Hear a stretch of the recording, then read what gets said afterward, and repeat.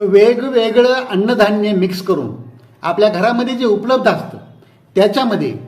जर हे मिक्स करून त्याचं पीठ तयार करून त्याची भाकरी किंवा चपाती करण्यात आली.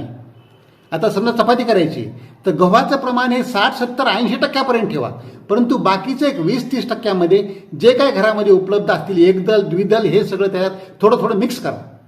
किंवा भाकरी करायची असेल तर ज्वारी किंवा ज्याची भाकरी असेल ते 50-60-70%, परंतु त्यात बाकीचे काही कडधान्य बाकीचे द्विदल एकदल असे काही मिसळले तर याच्यानं या पिठामुळं जे भाकरी तयार होईल त्याचे जे गुणधर्म असतात त्याच्यामध्ये जे घटक असतात हे प्रत्येक अन्नधान्याचे गुणधर्म त्यात आलेले असतात आणि याच्यातलं काही कमी जास्त प्रमाण त्याच्यातलं कमी जास्त हे सगळं मिळून बॅलन्स होतं आणि हे शरीरासाठी एकदम चांगल्या प्रकारे काम करतं. हे चविष्ट कशा प्रकारे बनवता येईल हे त्या घरातल्यांनी विचार केला पाहिजे. व्हरायटी जेवढी तुम्हाला मिक्स करता येईल आणि आपल्याला चवदार करून ते खाता येईल तशा प्रकारे